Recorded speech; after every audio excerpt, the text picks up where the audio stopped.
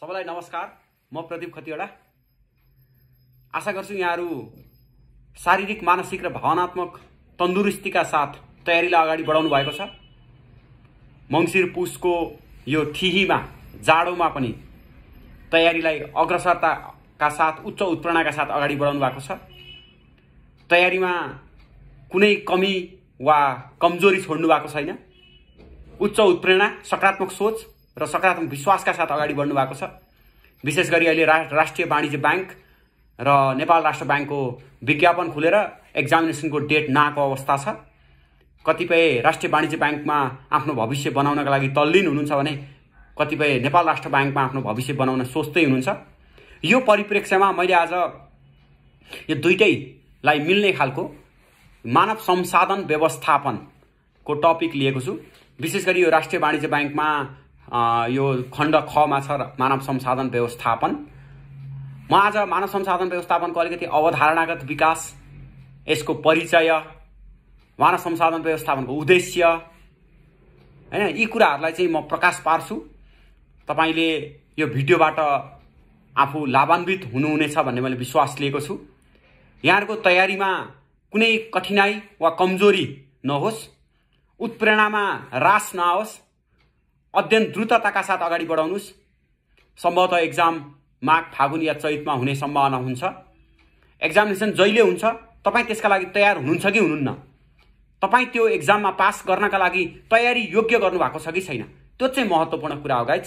त्यही भएर एक्जाम कहिले हुन्छ वा शेड्युल आएपछि पढ्ने जुन हाम्रो युनिभर्सिटीको मेनिया छ, रोग छ, त्यो रोगलाई हटाएर यो लोकसेवामा चाहिँ शेड्युल भन्दा पनि आफ्नो प्रिपरेसनलाई स्ट्रङ बनाउनुस्, त्यसरी अगाडि बढ्नुस्। व्यवस्थापनको अवधारणागत विकास, conceptual development of human resource management, अथवा यसलाई evolution of human resource management पनि भन्न सक्छौं। अब यो evolution of human resource management भन्ने बित्तिकै अलिकति यसको सैद्धान्तिक विकास क्रमतिर जानुपर्छ। लेख्नुस् त, मानव संसाधन व्यवस्थापनको अवधारणागत विकास औद्योगिक क्रान्ति पश्चात सुरु भएको हो। औद्योगिक क्रान्ति पश्चात सुरु भएको हो। औद्योगिक क्रान्तिको समयदेखि 1913 सम्मको अवधिमा 1913 सम्मको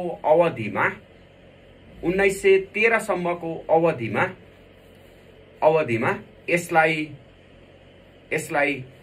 कल्याणकारी अधिकारीको रूपमा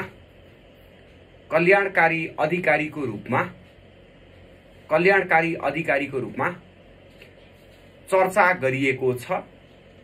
कल्याणकारी अधिकारीको रूपमा चर्चा गरिएको छ।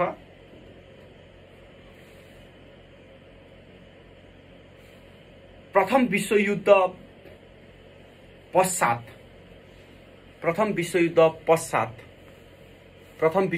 पश्चात द्वितीय विश्वयुद्ध भन्दा अघिको दशकमा, द्वितीय विश्वयुद्ध भन्दा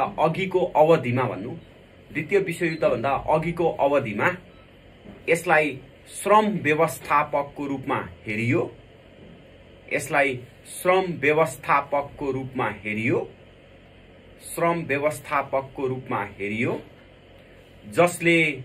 जसले श्रम सम्बन्धी विषयहरू र श्रमिकका मुद्दाहरूलाई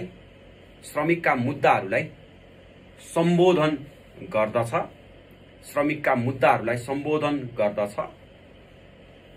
1945 पछि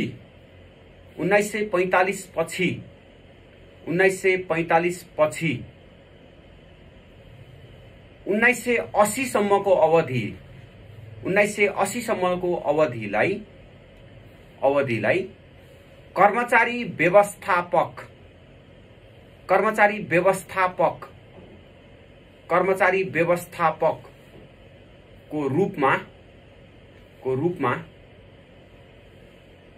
यसको विकास मान्न सकिन्छ, यसको विकास मान्न सकिन्छ।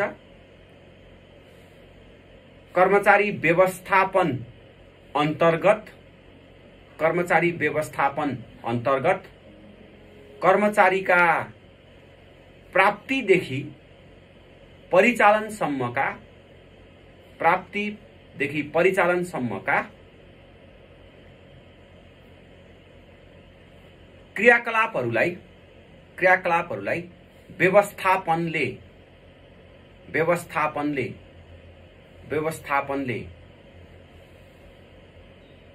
ध्यान दिएको छ, व्यवस्थापनले ध्यान दिएको छ।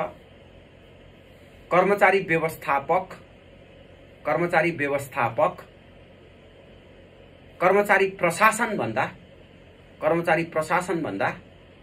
अलि बृहत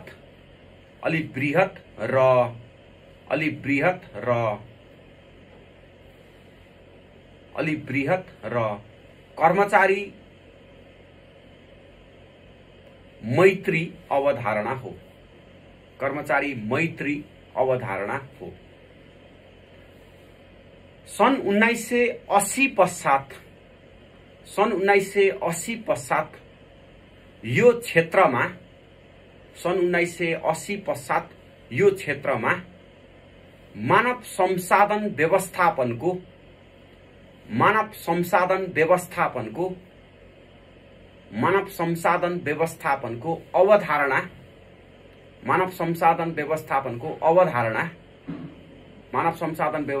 अवधारणा सुरुवात भएको देखिन्छ। यसले कर्मचारी प्रशासन भन्दा बृहत र बृहंगम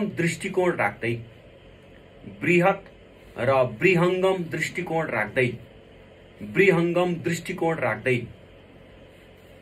कर्मचारीको प्राप्ति, विकास, सदुपयोग र सम्भार, कर्मचारीको प्राप्ति, विकास, सदुपयोग र सम्भारका कार्यहरूलाई समेटेको छ। यसले भर्ना पूर्वदेखि अवकाश पश्चातसम्मका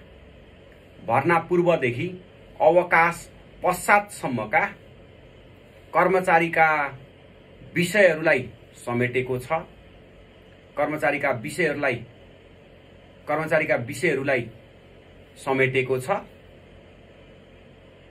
सन् 2000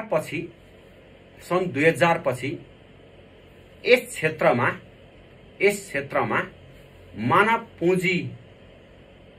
मानव पुँजी व्यवस्थापन ब्राकेटमा HCM, ह्युमन क्यापिटल म्यानेजमेन्टको HCM, मानव पुँजी व्यवस्थापन र रणनीतिक मानव संसाधन व्यवस्थापन ब्राकेटमा SHRM, रणनीतिक मानव संसाधन व्यवस्थापन का नवीन अवधारणाहरू सुरु भएका छन्। यस्ता अवधारणाले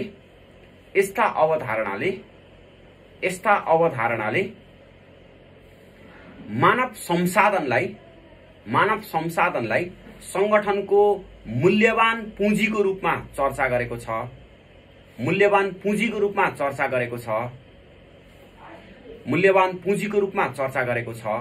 संगठनले तालिम र शिक्षाको माध्यमबाट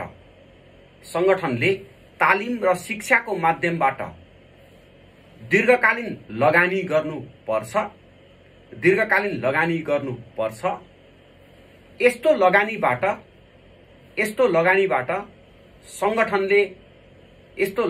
संगठनले लामो समयसम्म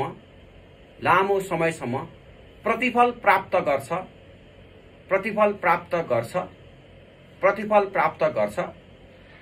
कर्मचारीका लागि गरिएका खर्चहरू संगठनको दीर्घकालीन लगानी हो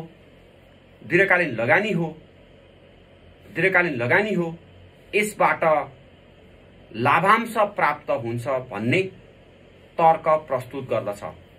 यसबाट लाभांश प्राप्त हुन्छ भन्ने तर्क प्रस्तुत गर्दछ।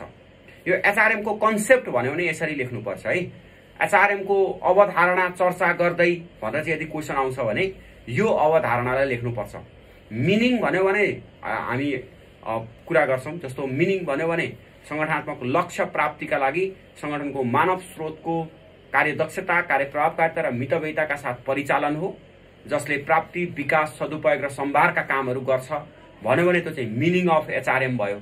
कन्सेप्ट अफ एचआरएम भन्यो भने चाहिँ अलिकति यसको थियोरिटिकल ब्याकग्राउन्डतिर जानुपर्छ, थियोरिटिकल ब्याकड्रपतिर जानुपर्छ, जसलाई इन्डस्ट्रियल रेभोल्युसनदेखि लिएर अहिलेको रणनीतिक मानव संसाधन व्यवस्थापन वा मानव पुँजी व्यवस्थापन यहाँसम्म आउनुपर्छ। त्यही भएर यसरी कन्सेप्टबाट क्वेसन आयो भने हिस्टोरीलाई पनि जोडेर, इतिहासलाई पनि जोडेर लेख्नुपर्छ है।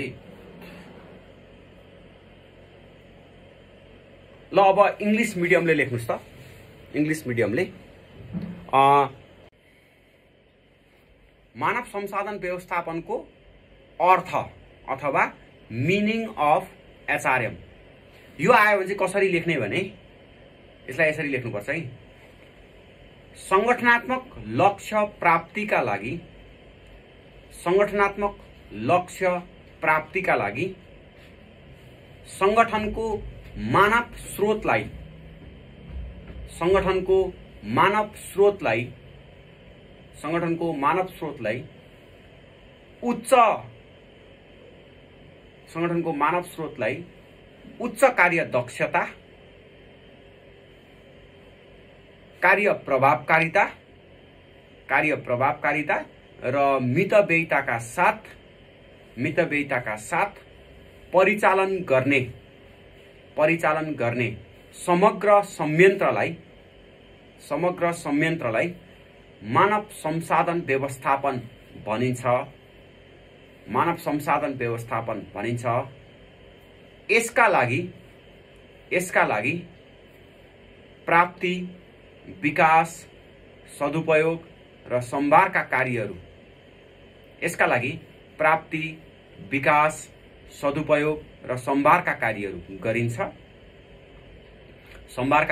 गरिन्छ। संगठनको मानव स्रोत दीर्घकालीन पुँजी भएको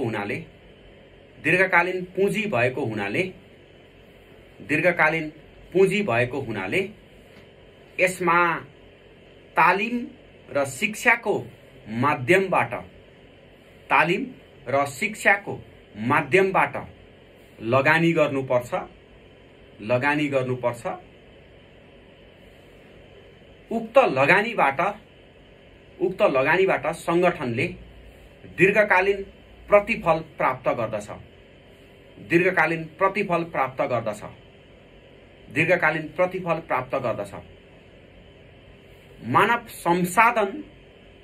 मानव संसाधनलाई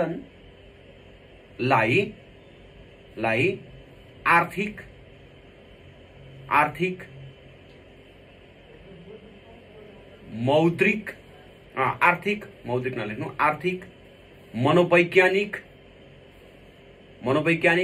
भौतिक,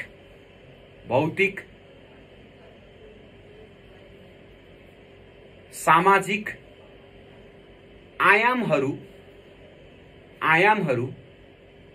ध्यान दिँदै परिचालन गर्नुपर्ने भएकाले यो जटिल छ।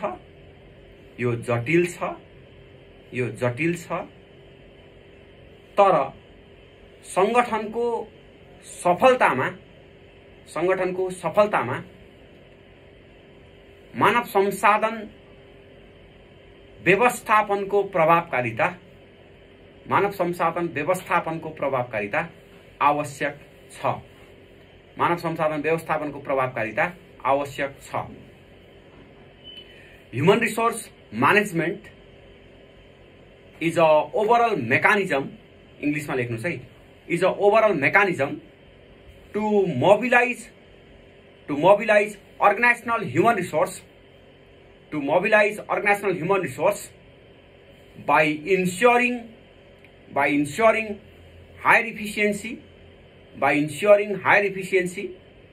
effectiveness and economy, higher efficiency, effectiveness and economy.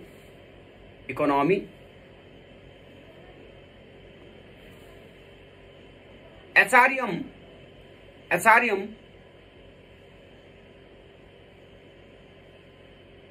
can balance employees' issues as well as organizational goal.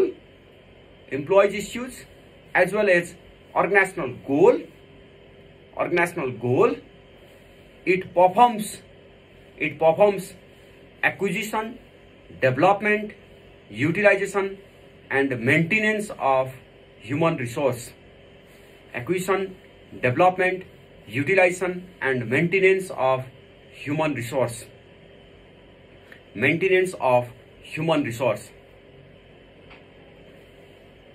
Productive human resource management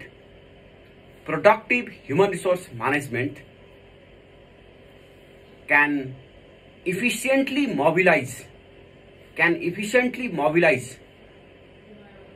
organizational resources,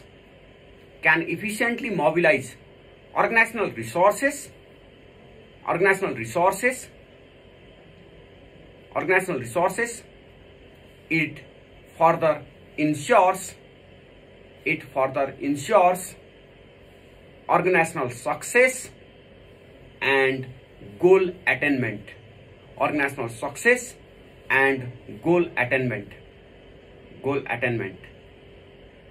यसरी तपाईले लेख्नुपर्छ है। यो डेफिनेसन कन्सेप्ट भन्यो भने यसको अलिकति हिस्टोरिकल ब्याकग्राउन्डमा, डेफिनेसन भन्यो भने चाहिँ अथवा मिनिङ भन्यो भने चाहिँ एचआरएम के हो भन्ने कुरा लेख्नुपर्छ।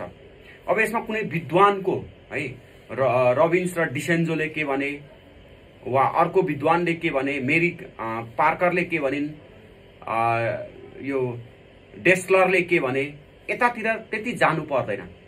हामीले यसको एक्ज्याक्टली डिफाइन गर्न जान्यौं कि जानिनौं भन्ने कुरा चाहिँ आन्सरमा प्रोजेक्ट गर्नुपर्छ।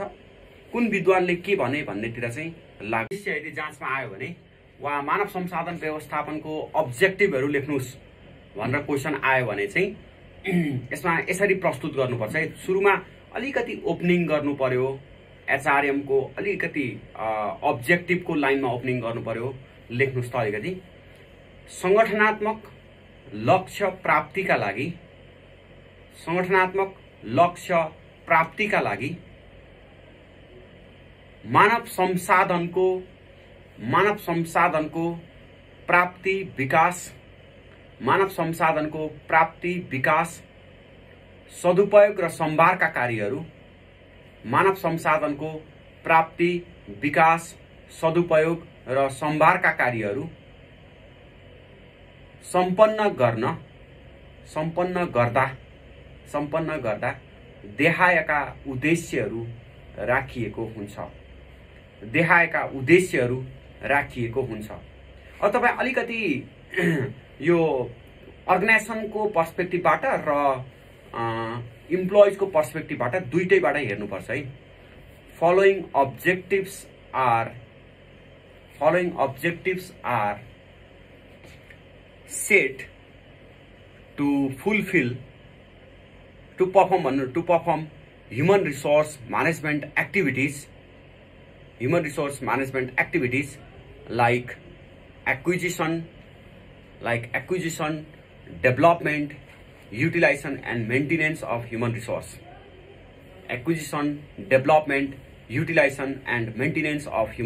भनेर अलिकति ओपनिङ गर्नुस् अनि त्यसपछि यसमा लेख्नुपर्छ है। संगठनात्मक लक्ष्य र कर्मचारीको लक्ष्यको बीचमा सामञ्जस्यता कायम गरी संगठनात्मक लक्ष्यलाई बढी प्राथमिकता दिने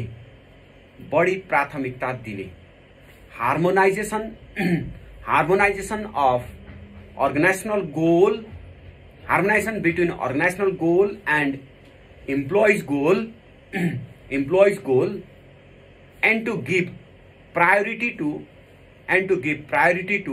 organizational objective दुईटा गोलको बीचमा सामञ्जस्यता चाहिँ मिलाउनु पर्छ, तर प्राथमिकता चाहिँ जहिले पनि अर्गनाइजेसनल गोललाई दिनुपर्छ। जस्तो कर्मचारीको केही व्यक्तिगत लक्ष्यहरू होलान्, कर्मचारी धेरै तलब खोज्छ, राम्रो तलब खोज्छ, तर उसको त्यो पर्सनल गोललाई अर्गनाइजेसनको गोलसँग तालमेल ल्याउनु पर्यो।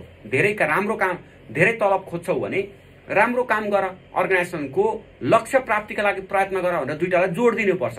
त्यो जोड्ने काम चाहिँ के हो? एचआरएम को अब्जेक्टिभ हो है। त्यो जोड्ने काम एचआरएम को अब्जेक्टिभ हो। अब अर्को अब्जेक्टिभ संगठनमा दक्ष मानव स्रोतको प्रवेश गराउने, संगठनमा दक्ष र योग्य मानव स्रोतको प्रवेश गराउने र यसलाई उपयुक्त स्थानमा कार्य जिम्मेवारी प्रदान गर्ने, recruit human resource on the basis of meritocracy and place them in right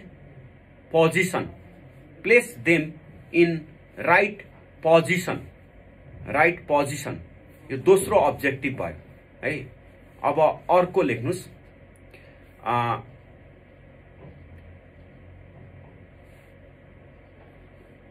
मानव स्रोतको सिप र क्षमता को अन्तर्विश्लेषण गरी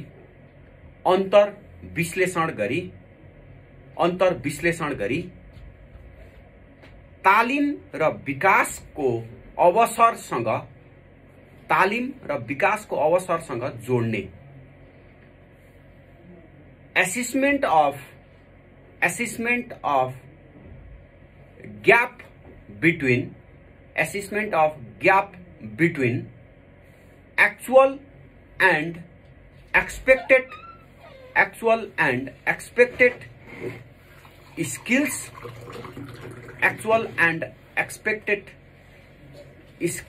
and abilities of employees.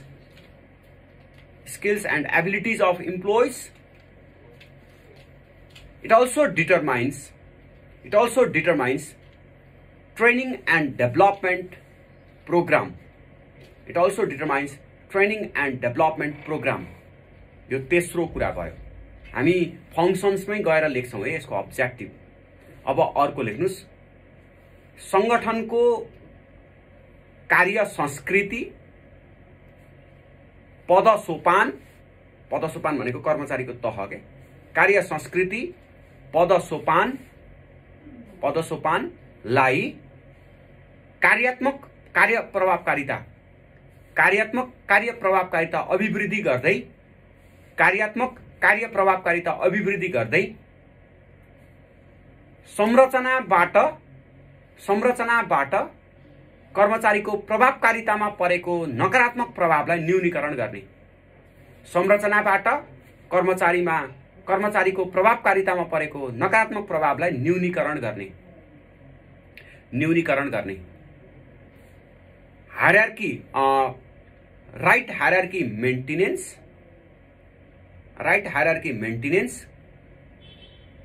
Comma improvement in organizational structure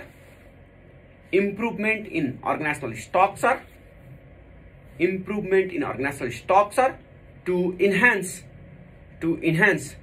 efficiency and effectiveness of human resource. अब अर्को अब्जेक्टिभ, मौद्रिक र गैर मौद्रिक सुविधाहरू कर्मचारीको सहभागिताको आधारमा निर्धारण गर्ने,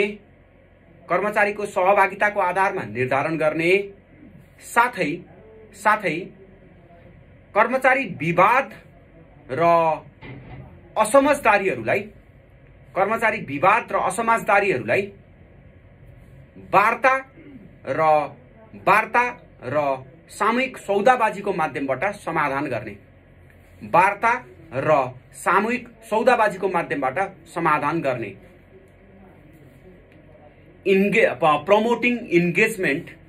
promoting engagement of employees in remuneration declaration, remuneration determination, solve labor issues by negotiation and collective bargaining, यो अर्को अब्जेक्टिभ भयो। अब अर्को लेख्नुस्, वैज्ञानिक कार्य सम्पादन मूल्याङ्कनका मापदण्डहरू निर्धारण गर्ने, वैज्ञानिक कार्य सम्पादन मूल्याङ्कनका मापदण्डहरू निर्धारण गर्ने र यसका आधारमा कार्य सम्पादनलाई नतिजा प्रणालीसँग जोड्ने, यसका आधारमा कार्य सम्पादनलाई नतिजा प्रणालीसँग जोड्ने, fixing scientific standard of performance appraisal, linking it to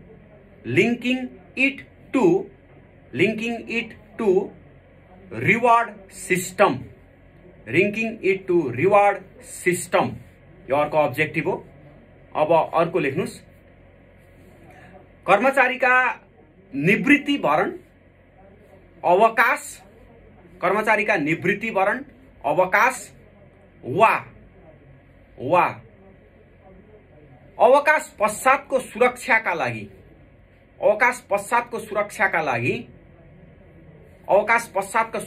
लागि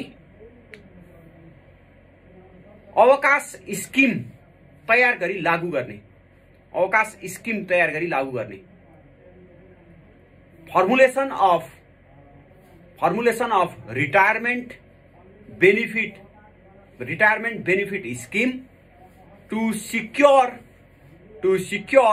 रिटायर्ड इम्प्लोइज इन अर्गनाइजेसन, यो चाहिँ यसको अर्को अब्जेक्टिभ भयो। हो यसरी तपाईले अब्जेक्टिभलाई केसँग जोड्नुपर्छ भन्दा अब्जेक्टिभलाई फंक्शन्ससँग लगेर, अब्जेक्टिभलाई व्हाट एचआरएम परफर्म्ससँग लगेर जोड्नुपर्छ। तर लेख्दाखेरि अलिकति एनालिटिकल का साथसाथै दुईटैलाई कनेक्सन गरेर एनालिटिकल पनि हुनु पर्यो, अलिकति बुलेटमा पनि आन्सर हुनु पर्यो। यसरी लेख्नुपर्छ है, वाइज आन्सर लेख्नुपर्छ, लेख्दै जानुस् है। व्यक्तिगत यसो लेख्नु, कर्मचारीको व्यक्तिगत विकासको सिद्धान्त, प्रिन्सिपल अफ इन्डिभिजुअल डेभलपमेन्ट। यसमा चाहिँ के लेख्नुपर्छ भने कर्मचारीलाई इक्वल अपर्च्युनिटी दिनुपर्छ भन्नुपर्छ के, to offer an equal opportunity to every employees so as to realise his or her potentiality and capacity भन्छ क्या। उसको पोटेन्शियलिटी र क्यापासिटीलाई प्रमोसन गर्नका लागि इक्वल अपर्च्युनिटी दिनुपर्छ भन्ने एउटा सिद्धान्त। अर्को सिद्धान्त चाहिँ वैज्ञानिक छनौटको सिद्धान्त, principle of the scientific selection, वैज्ञानिक छनौटको सिद्धान्त। यो चाहिँ यो कर्मचारी to place the right individual in the right job भन्छ के, ठिक ठाउँमा ठिक कर्मचारीलाई प्लेसमेन्ट गर्नुपर्छ भन्ने सिद्धान्त हो यो। अर्को तेस्रो नम्बर सिद्धान्त छ स्वतन्त्र सञ्चारको सिद्धान्त, principle of free flow of communication. यो चाहिँ to open and encourage upward, downward, formal and informal communication भन्छ कि।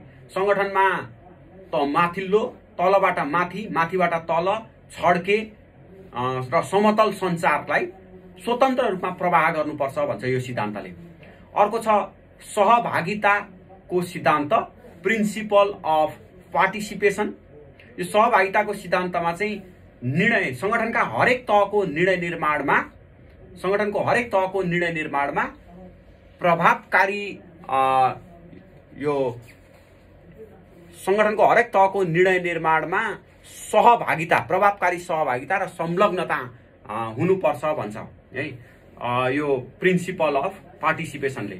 To associate with employees at each and every level of decision making भन्छ। अर्को छ प्रिन्सिपल अफ फेयर रेमुनेरेसन, उपयुक्त क्षतिपूर्तिको सिद्धान्त है। यो to pay fair and equitable wage and salary to talented employees भन्छ। बढी क्षमतावान कर्मचारीलाई बढी तलब र कम क्षमतावान कर्मचारीलाई कम तलबको व्यवस्थापन गर्नुपर्छ भन्छ, अथवा कर्मचारीको क्षमता अनुसार तलब निर्धारण गर्नुपर्छ भन्छ प्रिन्सिपल अफ फेयर रेमुनेरेसनले। अर्को छ principle of dignity of labour, श्रमको सम्मानको सिद्धान्त। Principle of dignity of labour, श्रमको सम्मानको सिद्धान्त। संगठनमा जस्तोसुकै काम गरेको होस् उपयुक्त सम्मान दिनुपर्छ भन्छ यसले है। तल्लो तहको सहायक लेभलमा काम गरेको होस् वा माथिल्लो तहको सीओ लेभलमा काम गरे होस् सम्मान दिनुपर्छ कामको भन्छ। To treat each and every employees with respect and dignity भन्छ क्या। सम्मानका साथ व्यवहार गर्नुपर्छ र उसको डिग्निटी, मान सम्मान अथवा उसको मर्यादा लाई चाहिँ विचार गर्नुपर्छ भन्छ। अर्को छ प्रिन्सिपल अफ टिम स्पिरिट है, सामूहिक कार्य भावनाको सिद्धान्त भन्छ। यो संगठनका हरेक कामहरू गर्दाखेरि सामूहिक कार्य भावना हुनुपर्छ, एक अर्कामा बोन्डिङ हुनुपर्छ है। To ensure cooperation and teamwork among the employees भन्छ। यो अब प्रिन्सिपल अफ इन्सेन्टिभ है, अतिरिक्त भत्ताको सिद्धान्त। यो चाहिँ कर्मचारीको पर्फर्मेन्सको आधारमा अतिरिक्त कामको लागि अतिरिक्त भत्ता दिनुपर्छ, अतिरिक्त कामको लागि अतिरिक्त इन्सेन्टिभ दिनुपर्छ भन्छ। यस्तो इन्सेन्टिभ मौद्रिक इन्सेन्टिभ पनि हुन सक्छ, गैर मौद्रिक इन्सेन्टिभ पनि हुन सक्छ है। यिनै कुराहरूलाई विचार गरेर एचआरएम को प्रिन्सिपल्स आयो भने तपाईले यसरी लेख्नुपर्छ है। यो प्रिन्सिपल तपाईले अघिको